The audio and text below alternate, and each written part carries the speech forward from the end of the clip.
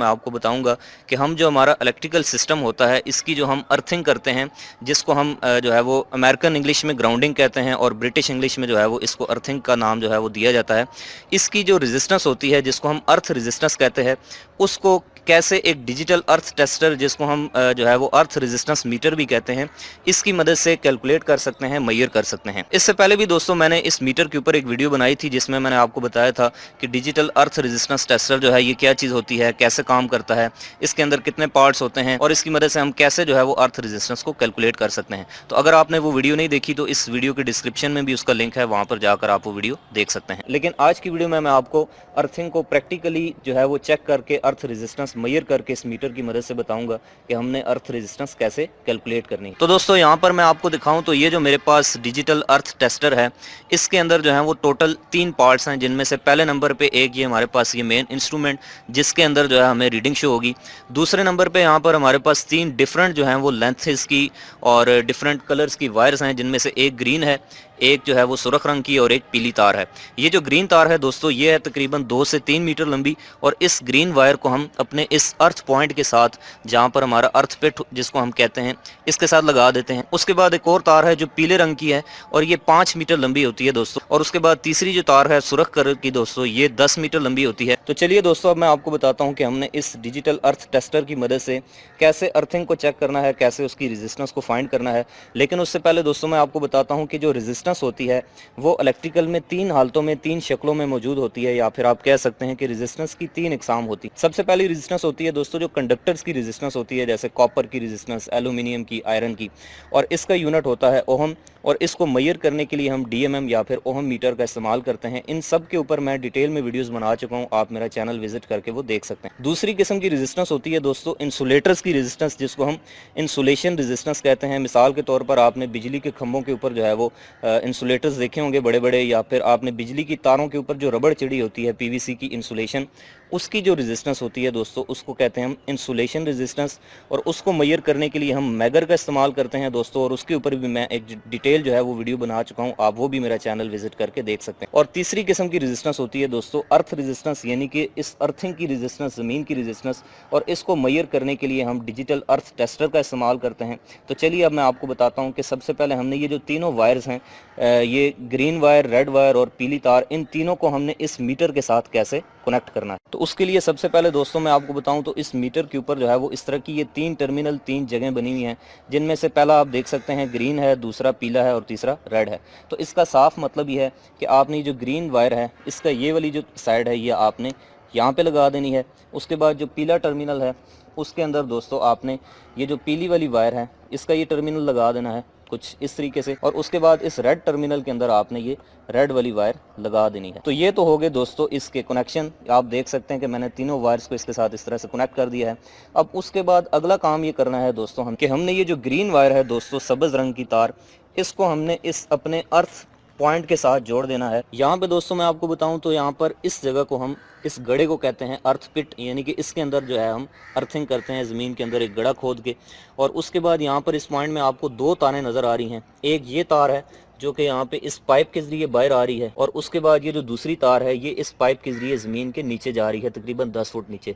ये जो तार है दोस्तों ये उस बिल्डिंग से आ रही है जिसकी ये अर्थिंग है, यानी कि ये बिल्डिंग की अर्थ के साथ इसको जो है हमने कनेक्ट किया हुआ है, और इसको कहते हैं दोस्तों हम अर्थ वायर। और इसके बारे में मैं आपको बताऊं तो इसकी जो रेजिस्टेंस है वो 1 ओहम से ज़्यादा नहीं होनी चाहिए, 1 ओहम से कम होनी चाहिए। और ये तार इस पाइप के जरिए जो है वो ज़मीन के अंदर जा रही है। ये जो अर्थिंग होती है दोस्तों जिसको हम ग्राउंडिंग कहते हैं, ये एक ऐसा जो है वो प्रोटेक्शन प्रोसीजर होता है, एक ऐसा तरीकाकार होता है जिसमें आप जो है वो different electrical appliances, different electrical equipment और इसके अलावा बड़ी बड़ी बिल्डिंग्स की जो वायरिंग है उसकी प्रोटेक्शन करते हैं, उसको अर्थिंग फ्राम। तो यहाँ पे दोस्तों सबसे पहला काम हमने ये करना है कि हमारी जो ग्रीन वायर है जो कि हमने यहाँ पर इस मीटर में लगाई थी, ये सब्ज़ रंग की तार, इसको हमने अपनी इस अर्थ वायर के साथ, यानी कि जो अर्थिंग पॉइंट के अंदर ये जो अर्थ वायर है इसके साथ हमने इसको कनेक्ट कर देना है। उसके बाद दोस्तों अगला काम ये है कि हमारी ये जो येलो रंग की तार है, पीली तार है, इसको हमने इस अर्थ पॉइंट से तकरीबन 5 मीटर दूर जाकर ज़मीन के अंदर एक जो है ये इनमें से एक रॉड को ज़मीन के अंदर किसी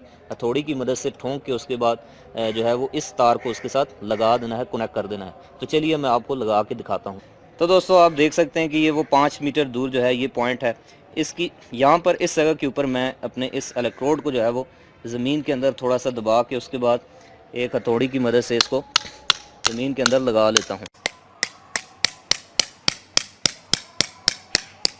तो ये आप देख सकते हैं मैंने इसको 5 मीटर दूर उस अर्थ पॉइंट से यहाँ पे ज़मीन में लगा दिया है। उसके बाद ये जो हमारी 5 मीटर लंबी तार थी दोस्तों, जो पीले रंग की है, इसको हमने कुछ इस तरह से अपने इस अर्थ पॉइंट के साथ लगा देना है। तो ये आप देख सकते हैं कि मैंने इसको इस तरीके से जो है वो इस अर्थ रॉड के साथ लगा दिया है। उसके बाद अगला काम ये करना है हमने कि ये जो रेड वायर है दोस्तों, जो कि 10 मीटर लंबी तार है, इसको हमने 10 मीटर दूर जाके इस अर्थ पॉइंट से वहाँ पर ये दूसरा जो रॉड है, इसमें 2 ही रॉड होते हैं, इसको ज़मीन में लगा के उसके साथ इसको कनेक्ट कर देना है। दोस्तों अब ये 10 मीटर दूर मैं लाकर इस दूसरे इलेक्ट्रोड को ज़मीन में दबा के उसके बाद हथौड़ी की मदद से इसको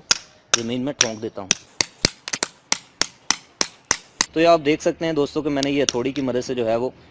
10 मीटर दूर अर्थ पॉइंट से ये रॉड लगा दिया है। अब ये जो हमारी 10 मीटर लंबी तार थी जो रेड कलर में थी, इसको हमने इस इलेक्ट्रोड के साथ इस तरीके से कनेक्ट कर देना। तो दोस्तों आपने देखा कि मैंने इन तीनों वायर्स को कुछ इस तरीके से कनेक्ट कर दिया है कि जो ग्रीन वायर है इसको हमने अपने इस अर्थ पॉइंट के साथ लगा दिया है, और ये जो येलो वायर है इसको हमने इस अर्थ पॉइंट से 5 मीटर दूर ज़मीन में एक अर्थ इलेक्ट्रोड दबा के उसके साथ लगा दिया। और ये जो रेड वायर है जो कि 10 मीटर लंबी है, इसको हमने इस अर्थ पॉइंट से 10 मीटर दूर एक इलेक्ट्रोड दबा के उसके अंदर कनेक्ट कर दिया है। तो चलिए अब मैं आपको बताता हूँ कि हमने इस डिजिटल अर्थ रेजिस्टेंस मीटर या टेस्टर की मदद से कैसे इस रेजिस्टेंस को जो है वो मेजर करना है। तो उसके लिए आप देख सकते हैं कि ये सिलेक्टर स्विच के आगे 5 टर्मिनल बने हुए हैं इसके सिलेक्शन एरिया के अंदर, जिनमें से सबसे नीचे वाला ऑप्शन है ऑफ का, उसके ऊपर अर्थ वोल्टेज का ऑप्शन है जिसके बारे में मैं आपको बाद में बताता हूँ। उसके बाद आप ऊपर देखें तो ये रेजिस्टेंस की 3 रेंजेस बनी हुई हैं, 20 ओम, 200 ओम और 2000 ओम। अब दोस्तों मैंने आपको जैसे पहले भी बताया था कि जो अर्थिंग होती है हमारी, इसकी जो रेजिस्टेंस है वो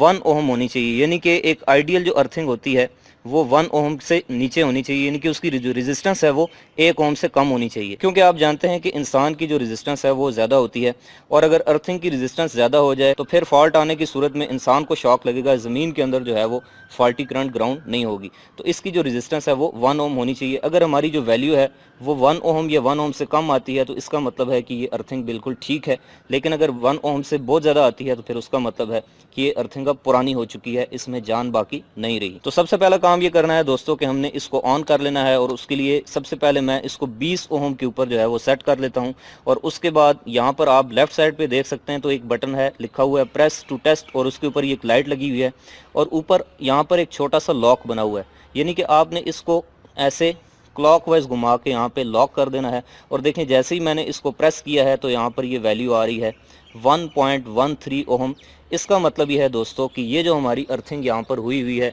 इस अर्थ पिट के अंदर, जो इस बिल्डिंग की अर्थिंग है, इसकी जो अर्थ रेजिस्टेंस है, इसकी जो अर्थिंग की वैल्यू है वो है इस वक्त 1.13 ओम, यानी कि 1.13 ओम जो है वो इसकी अर्थिंग की वैल्यू है। तो मैंने आपको बताया कि एक अच्छी और परफेक्ट अर्थिंग वो होती है जिसकी जो वैल्यू है वो 1 ओम या फिर 1 ओम से कम हो। तो ये तकरीबन 1 ओम के जो है वो बराबर आ रही है, तो इसका मतलब है कि ये अर्थिंग बिल्कुल इस वक्त ठीक है, प्रॉपर है। अब यहाँ पर एक और चीज़ मैं आपको बताऊँ तो अगर आपके पास फ़र्ज़ करें यहाँ पर जो है वो 1 लिखा आता है, यानी कि मीटर रीडिंग शो नहीं करता, उसका मतलब ये होगा कि आपकी जो रीडिंग है, आपकी जो अर्थ रेजिस्टेंस है वो 20 ओम से ज़्यादा है। उस केस में आपको इसकी रेंज को बढ़ाना पड़ेगा, और अगर 200 ओम से भी ज़्यादा आती है तो फिर आपको 2000 पे करना पड़ेगा। लेकिन ये याद रखें कि अगर आपकी रेजिस्टेंस 1 ओम से ज़्यादा आती है तो फिर मैंने आपको बताया है कि वो अर्थिंग जो है वो अब ख़राब हो चुकी है। अब यहाँ पर दोस्तों एक और चीज़ जो है वो बड़ी ज़रूरी जो कि मैं आपको बताऊंगा, और वो है ये अर्थ वोल्टेज का ऑप्शन। जब आप अपने सेलेक्टर स्विच को इस अर्थ वोल्टेज के पॉइंट के ऊपर रखते हैं दोस्तों, तो अब आपको यहाँ पर वो वोल्टेज शो होंगे जो कि ज़मीन के अंदर इस वक्त ग्राउंड हो रहे होंगे। तो अभी यहाँ पर ये 0 लिखा आ रहा है, 0 वोल्ट आ रहे हैं, तो इसका मतलब है कि इस वक्त जिस बिल्डिंग की हम अर्थिंग चेक कर रहे हैं इसके अंदर कोई भी फॉल्ट नहीं आया हुआ, कोई भी वोल्टेज ज़मीन के अंदर इस अर्थ वायर के जरिए ग्राउंड। तो दोस्तों इस तरीके से आप एक डिजिटल अर्थ टेस्टर या मीटर को इस्तेमाल करते हुए किसी भी अर्थिंग की जो है वो वैल्यू को, उसकी अर्थ रेजिस्टेंस को मेजर कर सकते हैं, और अर्थिंग को चेक कर सकते हैं कि वो अर्थिंग कितनी पुरानी हो गई है और उसमें कितनी जान बाकी रह गई है। तो अगर आपको इस सारे प्रोसीजर में अगर कोई चीज़ नहीं समझ आई तो आप कमेंट